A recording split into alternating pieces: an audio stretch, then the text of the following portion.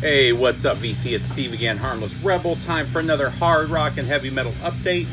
Seems like it's been quite a while since I've done one of these. So I got a bunch of stuff to show. Just start off with a couple that I just pulled out to spin that I hadn't listened to in a while. First up is the, I can't remember if this was 84 or 85. I think it was 84. But Fear of Tomorrow from Artillery. This is the Wax Maniacs repressing from a year or two ago. Sounds phenomenal. I love this album. Artillery are Danish, and I really find it amazing. You know, everybody gives bands like Metallica and the early Bay Area guys credit for creating thrash, but it's kind of cool how it was kind of going on coming up at certain times in different areas. If you listen to their early demos from 82 and 83, they still pretty much already had a thrash sound. You know, the same thing was going on in Germany. Listen to some of those early demos and that Teutonic thrash. It was thrash metal. And I'm sure there was some tape trading going on, but, you know, I wonder how much of that came out of these areas organically and how much of it was influenced from other areas. But regardless, just killer early thrash. I don't think this band gets enough credit. They have so many great albums. Speaking of the German, or the Teutonic thrash, I showed this one too. This was also Wax Maniacs. Pulled this one out to spin it too, but this is Thrash Anthems from Destruction. This is a killer album. If you're not familiar with this was them going back, and I think it was, when was it? It doesn't say. I want to say it was late 90s or early 2000s. They went back and recorded some of their early stuff off their first 3 albums. And man, they just kill it. It sounds so good. And a couple of bands have done this. One of my favorites is Testament. I talk about this every time. When Alex Skolnick got back with the band, they did that album. And I'm drawing a blank right now. I can't think of what the name of the album is. But that's one of my favorite Testament albums. First Strike Still Deadly is by far one of my favorite albums of theirs. And it's just them redoing their early tracks with, you know, at this point they were all better musicians, and the studio technology was much better. It still maintained that rawness, but it still had a modern feel to it. Next up, another one. I showed this when I got it. This was one of the albums I bought in Baltimore about a year and a half ago when I was there for 6 weeks for work. And this is a really cool German comp, a 2 LP comp. And disc 1 is basically Fly to the Rainbow, and disc 2 is In Trance. So it's basically the Scorpions' second and third albums, which are, especially the third album. In Trance is, I don't know if it's not my favorite, it's in my top 2 Scorpions. Yuli John Roth is absolutely amazing. The guitar work on In Trance is it just doesn't get much better than that. And actually, he's going to be here in a couple months. Now I'm going to do whatever I can to go see him. But real cool comp if you run across this. Really good sound quality too. And I think I paid like $10. Next up, this one, I don't know if you'd really consider this hard rock or heavy metal. Definitely alternative, definitely shoegazy, but this is Palms. This was a side project of Chino Moreno, who is the lead singer of Deftones. I really dig this album. It's just like I said, it's got a really nice shoegaze sound to it, almost a shoegaze post rock type of deal. With Chino Moreno's vocals. I love him as a vocalist. So picked this up for cheap though about a year and a half ago, and pulled this out to spin it again as well. Another one pulled out. I've shown this one a few times. I showed it a few years ago when I bought it. I showed it again last year when I got it signed, but I was in the mood for some W.A.S.P, so I pulled out Crimson Idol. And this one is signed by Bob Kulick, who is a guitarist for this and the follow-up album, None More Black. And I got both of those signed by Bob Kulick. Amazing album, though. A lot of people consider this the best W.A.S.P album. And there's a really good argument to make for that. It really is a great album. And it's one of the, it probably is the W.A.S.P album that I do listen to the most. So Crimson Idol.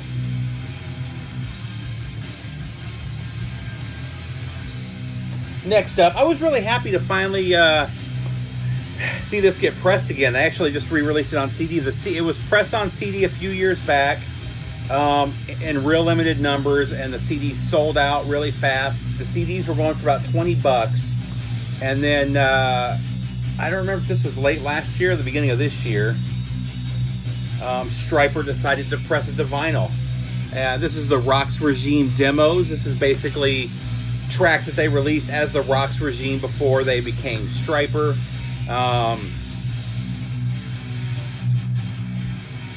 I'm not sure who said it. One of the guys on YouTube kind of summed this up the best.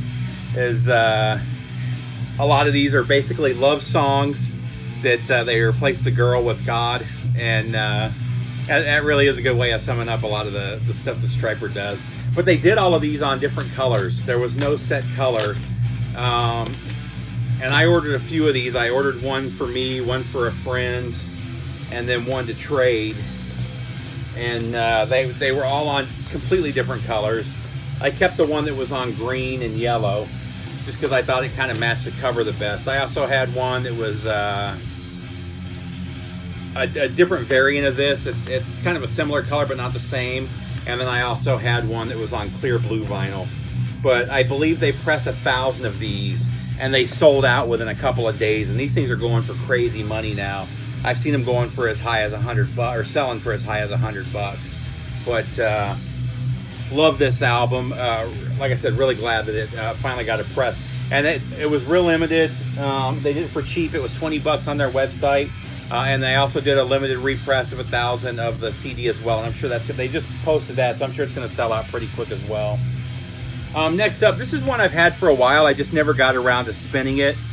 It's kind of hard to describe this band. Most people call them black metal. I don't know that they are. You know, some of their stuff, I don't even know how much metal they are. A lot of their songs aren't metal at all. They definitely have the black metal vocals, but most of their music is more of a post-rock type of sound. There's a couple songs on here that have more of the post-metal sound, but for the most part, it's more post-rock with black metal vocals. This is their 4th or 5th album. I can't even remember. I've got all of them, and I really dig all of them. But this is Deaf Heaven, and it's Ordinary Corrupt Human Love. Really solid, though. I know a lot of the hardcore black metal guys don't like this album. It's one of the albums that they like to talk trash, or bands they like to talk trash about, because they are very accessible for black metal, which ultimately I think is a good thing for black metal as a whole, if this is kind of an entry for some people into that genre. I personally prefer, I do like this band. I do like Wolves in the Throne Room, who have kind of a post-rock, post-metal feel to a lot of their stuff too. They're both American bands too, which honestly, there's just not a lot of really good black metal, American black metal bands. But I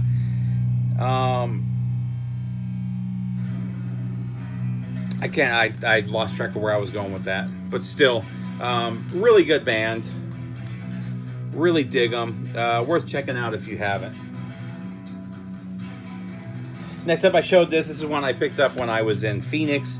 Gave it a spin. It sounds really good. The artwork is not great on here, but I'm still really happy to finally have this on vinyl. This is The Cleansing by Prong. I think what I'm going to do is see if I can get a copy of the music on vinyl pressing, because I know they did. I have a couple of the other Prong albums on MOV pressings, and they did a really good job on the covers as opposed to this really fuzzy, you know, I mean, even the lettering is really fuzzy and just doesn't look right. But I love this album. Sepultura is what got me into Prong, actually.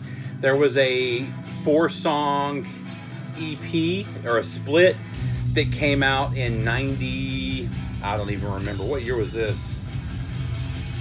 So it had to be about 90, 93, 94. It came out prior to this in Chaos AD. And it had 4 songs on each side.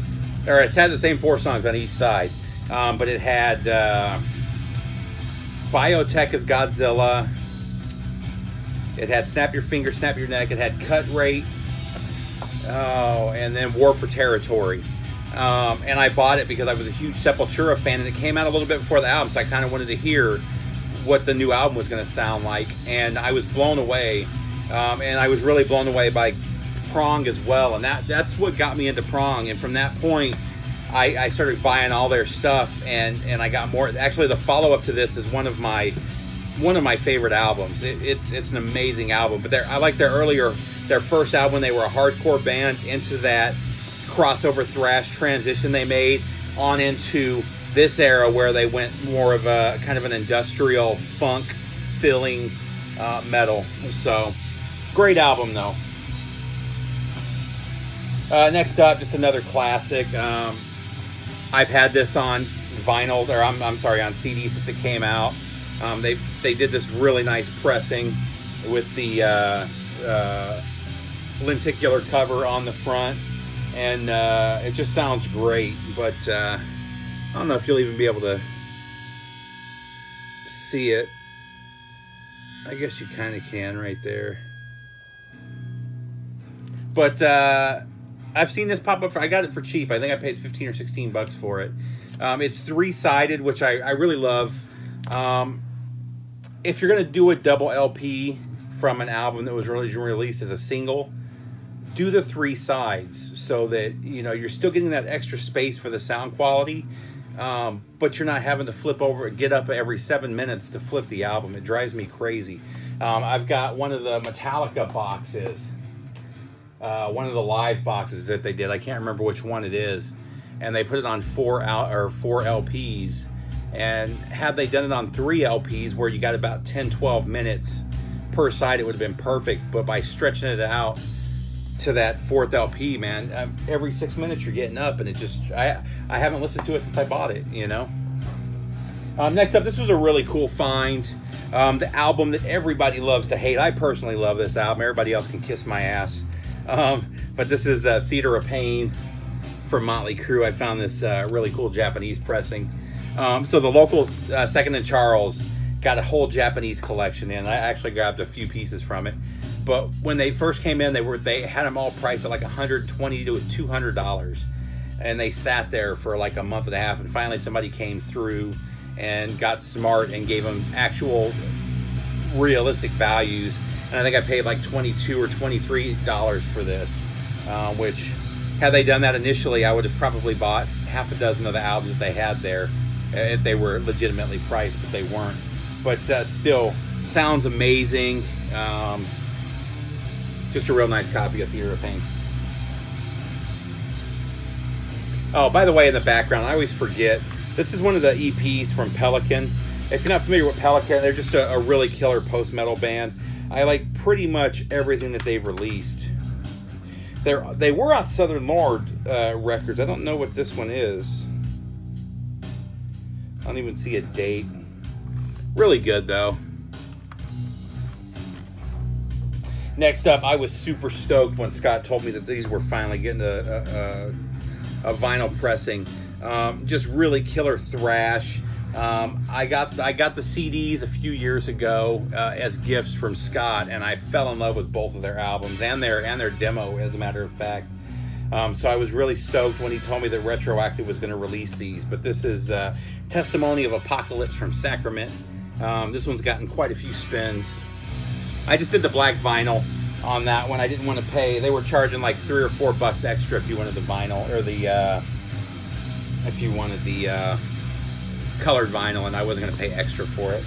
If I have a choice between one or the other and they're the same price, I usually go with the colored vinyl because I do personally like it. However, I don't think it's worth the $4 or $5 extra bucks. Next up, just an all-time classic album. I've shown this, talked about this band a bunch of times. I've been looking for a clean copy of this album forever and finally got it, but this is Metalized from Sword. This is one of those bands, Canadian heavy metal band, that I'm so sad that they didn't last. 2 albums, both albums absolutely fantastic. I love every track on them. Combat under, you know, Dave Ellefson just restarted Combat. One of their first releases was a live set of theirs on CD that I'll hopefully see a vinyl pressing. But just a classic and one that everybody should have in their collection. Next up, this is another one I was super stoked when I found out that this was going to get a special pressing.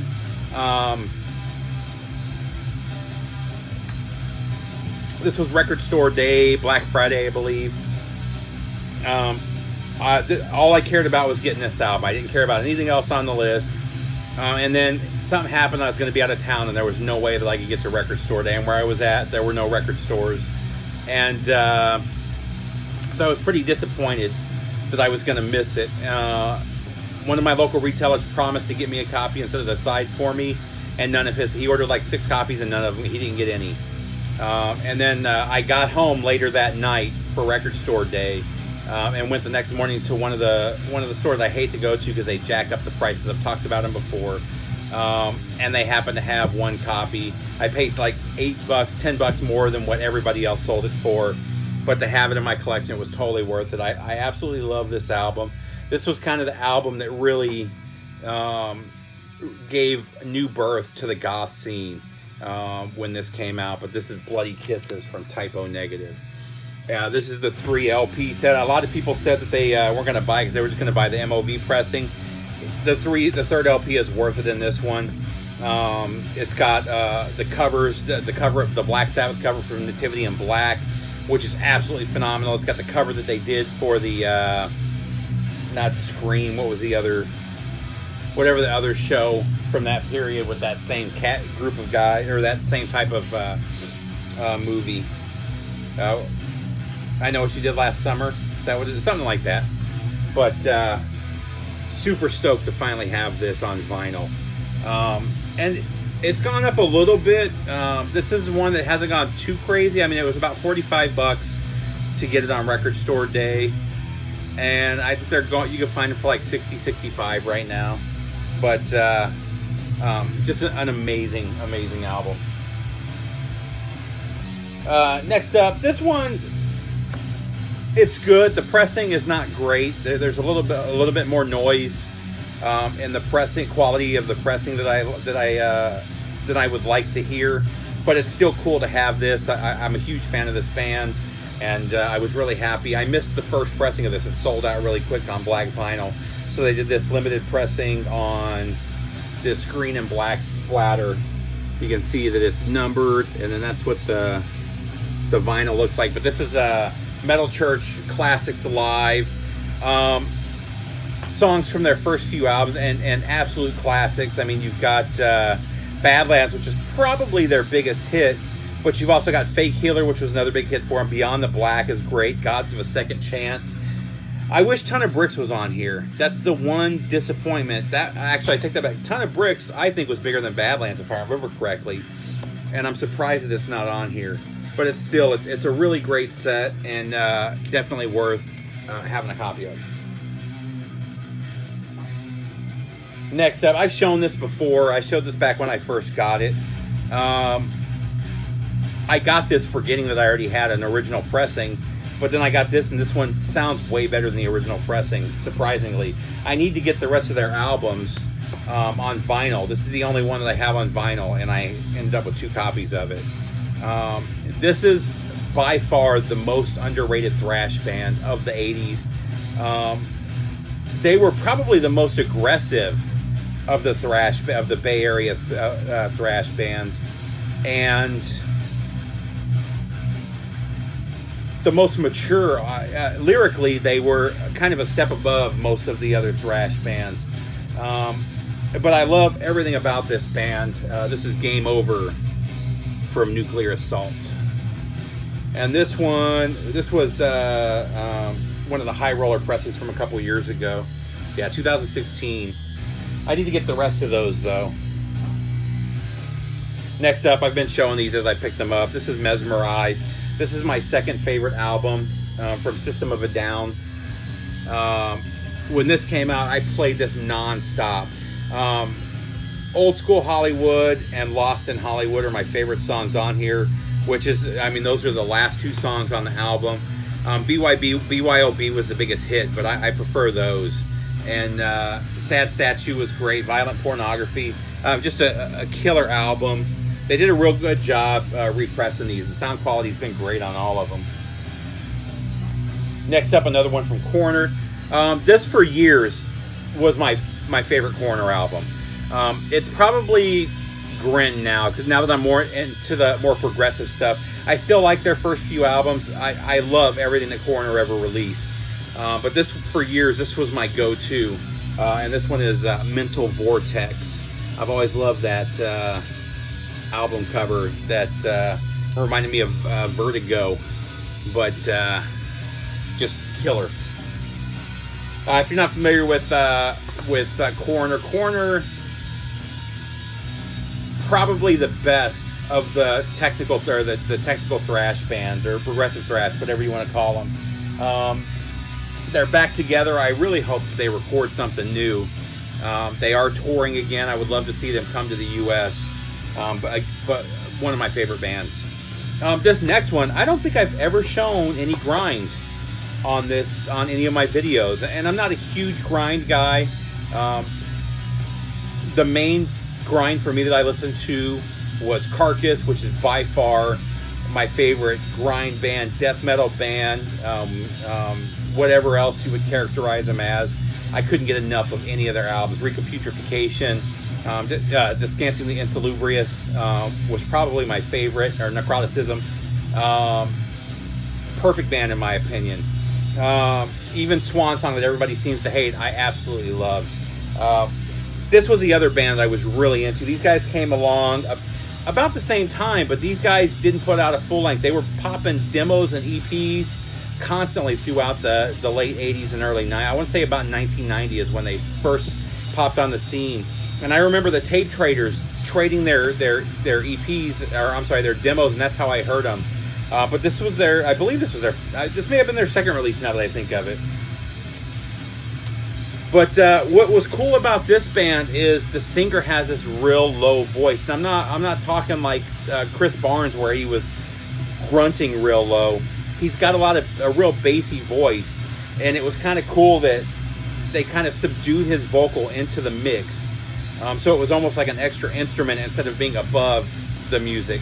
And I've always liked it. But this is Mortician, and this is Chainsaw Dismemberment. And I'm trying to think who did. Oh, this was done by Hell's Headbangers. This is a pressing that they did.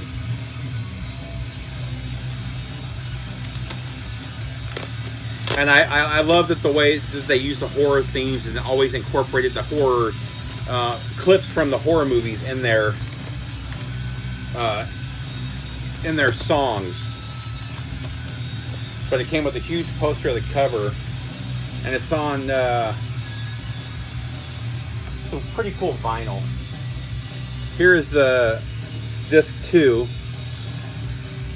You've got the basically the Leatherface type of character, and then disc 1 is a really cool blue vinyl.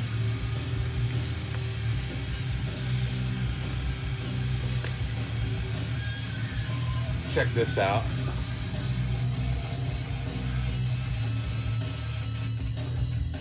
Very good. You can't really see the green.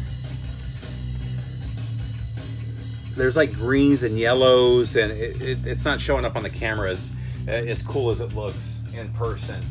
But very along with bands like AC, where it's definitely not as nasty as AC was, but really short. Some of their songs are a minute long. Let's see if it says it on the back. No, it doesn't. I think the longest song on that album is like 2 minutes, 2.5 minutes, and maybe the first minute of it is a sample from a movie. So, and then just a couple more. Go ahead and bust through these real quick. Next up, Christovox 2. I had Christovox 1 on CD, so it's one I was already familiar with. I actually think that Christovox is just really good traditional metal from, when was this, 80? I don't even remember when these came out. These may have been in the 90s. Yeah, there we go. 92 was this one. I've had a copy of their first album for quite some time and really dug it. And so I ordered both of them when they got pressed to vinyl last year. And I actually prefer Christovox 2, the bottom line, to the first one. I think they're just a more polished band at this point. I think the writing is better as well. Next up, everybody, a bunch of people have shown this. This is like my fourth copy of this, but I wanted to grab it. This is the Coke bottle clear pressing of Rockarola from Judas Priest. I love that they embossed the cover like the original, that they used the original rear where you got Bob Halford instead of Rob Halford. Very cool though. But yeah, the the Cola Green vinyl is really cool. Let's see, just a couple more. I just want to give another shout out for this album. I've talked about it already in my live video. This album is phenomenal. I've been playing this nonstop. This is Mystical Thieves from Light Force. I had never heard Light Force. I knew who they were, obviously, because I'm a huge fan of Mortification. They would become Mortification. But they had a vocalist on here. Steve Rowe has done the death metal style vocals. This guy is just a really good heavy metal vocalist. I love this. I almost, as much as I like Mortification, I would almost love to have heard them go down the road with this guy on vocals. Just really cool, or at least heard some more from him. But I'm super stoked to finally have. This is one that I was pushing for years. It got done by Soundmass. But every time Bill Bafford from Rocks Records was asking people what they want to see on vinyl, these Light Force albums were I would plaster the Facebook page with that. So glad to see that finally got pressed. Next up, Battle Axe, Burn This Town. Just really good new wave of British heavy metal from 81 or 82. I don't remember when this one came out. Another one of the new wave of British heavy metal bands who are most known for the singles. I think it was Battle Axe and Star Maker, where there was their Neat Records release before this one that was released on Music for Nations. Really killer album. I found this for $10. I was really shocked, and for an album like this to be in such good condition for $10. Next up, this is another one I just pulled out to listen to. Probably my favorite from this band. This was the hardest one for me to find in good condition. This was the last of all of their albums that I needed. Actually, I take that back. There's a live album that's a promo only live album that goes for like $40 or $50 that I just never see. But I was really stoked to finally found a really nice copy of Hell of a Band from Angel. Just really good. What is Scott? Scott calls it pomp rock, but just really good 70s glam. And this may be my favorite of their albums. And then last but not least, just wanted to show this one again. And just to mention that this just got a short run repress. I think they did like 250. The original pressing of this sold out in like a day. I actually ordered my copy from Australia and then found out later that night, after I spent the money to have it shipped from Australia, that Bill at Rocks Records got a bunch of copies directly from the guys from the band. And I would have been able to save about $20 had I gone that route. But this is Emerald, Armed for Battle. This got a No Remorse Records repress. No Remorse Records is one of the best out there. They do a great job of picking the right bands, the right albums, and they do really killer represses, and they always sell out fast, and they're hard to get because there's no distributors here in the U.S. for the most part. And like I said, the green copies of this sold out. They may have sold out in pre-sale, but they were going for like $150 to $250 on the day it came out. And then they did a limited pressing of the black ones, and the black vinyl sold out in like a day and a half. Like I said, Soundmass got a bunch of them. I ordered it from Soundmass in Australia. I ordered this and on CD too. Really is a must-have, though. They just announced last week that they were repressing it. I think 250 or 350 on yellow vinyl. One that I highly recommend picking out. It's got Roger Del Martin on here, who has been in Was he in Vengeance? I know he was in Vengeance Rising. I can't remember if he was in Deliverance 2. He may have been in Deliverance 2. But he's one of those guys, he's played bass for probably a dozen bands that you've heard of. Really, really killer album, though. That's it. I've let this go on long enough. Take care, guys, and I'll see you soon.